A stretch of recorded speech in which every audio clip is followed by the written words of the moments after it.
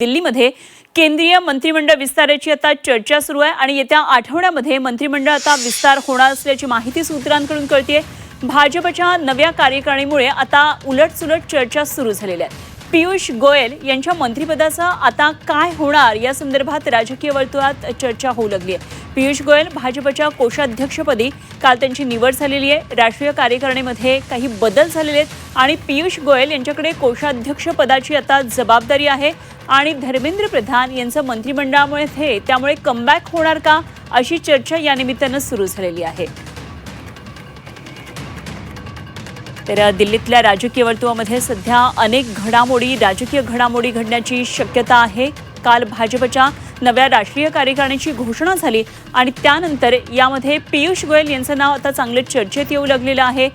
येत्या आठवड्यामध्ये मंत्रिमंडळाचा विस्तार होणार असल्याची माहिती सूत्रांकडून कळते आहे आणि या केंद्रीय मंत्रिमंडळाच्या विस्तारामध्ये कोणाच्या नावावर शिक्कामोर्तब होणार, कोणाच्या गळ्यामध्ये मंत्रिपदाची माळ पडणार यावर आता पुन्हा सगळ्या चर्चा सुरू झालेल्या असताना पीयूष गोयल यांच्या मंत्रिपदाचं काय होणार याबाबत चर्चा सुरू आहेत आणि त्याचं कारण म्हणजे पीयूष गोयल यांच्याकडे एक नवीन जबाबदारी आलेली आहे, ती म्हणजे भाजपच्या कोषाध्यक्षपदाची। आणि या संदर्भात बोलण्यासाठी सध्या आपल्याबरोबर आहेत रविकिरण देशमुख सर, राजकीय विश्लेषक। सर, एकंदरीतच पीयूष गोयल भाजपच्या कोषाध्यक्षपदी त्यांची निवड झाल्यानंतर मंत्रिपदाचं काय होणार अशी एक चर्चा सुरू झालेली आहे। एक पद आणि एक जबाबदारी असल्याचं एक जे धोरण भाजपचं आहे, काय नेमकं या संदर्भात आणखी स्पष्टता येते का? पक्ष गरजेनुसार निर्णय घेतो। भारतीय जनता पार्टीमध्ये पूर्वीपासून हे तत्व आहे की एक व्यक्ती एक पद, परंतु काही वेळा अपवाद होतो। जसं की जे.पी. नड्डा हे मंत्री असताना सुद्धा भाजपाचे राष्ट्रीय अध्यक्ष होते। महाराष्ट्रात चंद्रशेखर बावनकुळे आंध्र प्रदेशचे अध्यक्ष होते, मंत्री झाले तरी काही दिवस त्यांनी काम पाहिलं। तर पक्षाची जशी गरज असेल तसा निर्णय होतो। त्यामुळे पीयूष गोयल आज जरी आपल्याला वाटत असलं की मंत्री असताना कोषाध्यक्ष झाले तरी काही हा पदभार त्यांच्याकडे काही दिवस कायम ठेवला जाऊ शकतो। त्यामुळं अगदीच त्यांना लगेच काही मंत्रिमंडळातून मुक्त केलं जाईल जबाबदारीतून असं काही नाही। पक्षाची गरज, सरकारची गरज या दोन गोष्टी फार महत्वाच्या आहेत। आणि पीयूष गोयलांचा पूर्वी इतिहास असा आहे की ते स्वतः पक्षाचे खजिनदार होते, याच्या आधी त्यांचे वडील खजिनदार पक्षाचा। त्याच्यामुळं मला वाटतं की कदाचित काही काळ ही जबाबदारी, दोन्ही जबाबदारी त्यांच्याकडे राहते। अगदी केंद्रीय वाणिज्य आणि उद्योग मंत्री आहेत ते। मात्र या निमित्तानं सर आणखी एका चर्चेला सुरुवात झालेली आहे। नुकतेच केंद्रीय शिक्षण मंत्री या पदावरून पायउतार झालेले धर्मेंद्र प्रधान यांचा जो राजीनामा झाल्यानंतर पुन्हा एकदा आता त्यांचं नाव चर्चेत आलेलं आहे। ते याच निमित्ताने की त्यांचं कमबॅक आता होणार का या नवीन मंत्रिमंडळाच्या विस्तारामध्ये? पक्षाची गरज आणि एकूणच ज्या राज्यातून ते येतात तर त्या राज्यातला मतदार हा एक महत्वाचा घटक असतो। राजकारणामध्ये कुठलीही शक्यता नाकारली जात नाही।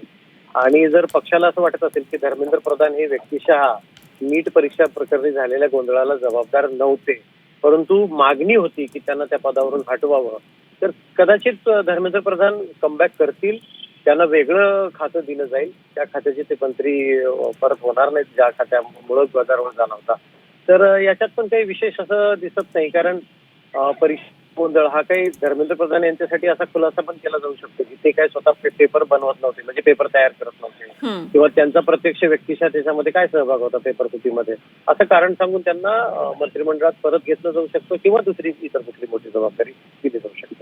ठीक, धन्यवाद सर दिलेल्या या सगळ्या सविस्तर माहितीसाठी, केलेल्या विश्लेषणासाठी। रविकिरण देशमुख सर, राजकीय विश्लेषक आपल्याबरोबर होते।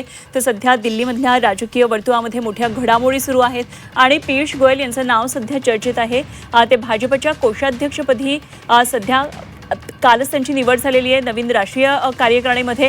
मात्र त्यांच्याकडे जे वाणिज्य मंत्रिपद आहे ते त्यामधून ते त्यांच्याकडून जाणार का याबाबत आता चर्चा सुरू आहे, कारण त्यांच्याकडे एक नवीन जबाबदारी आलेली आहे। तर इकडे धर्मेंद्र प्रधान यांचं मंत्रिमंडळामध्ये कमबॅक होणार का अशा प्रकारची सुद्धा चर्चा सुरू झाली आहे। मात्र राजकारणामध्ये कुठलीही शक्यता नाकारता येत नाही असं राजकीय विश्लेषकांचं म्हणणं आहे। आणि या संदर्भात खासदार संजय राऊत यांचं काय म्हणणं आहे तेही आपण पाहूया। त्यांना परत घ्यायचं असेल तर देशातल्या युवकांच्या मानसिकतेचा विचार करावा लागेल।